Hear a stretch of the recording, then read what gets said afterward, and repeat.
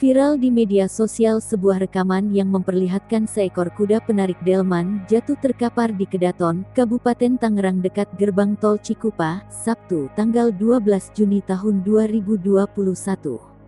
Video tersebut ternyata diabadikan oleh Andrian Darmawulana, warga Tangerang yang kebetulan tengah melintas di lokasi kejadian.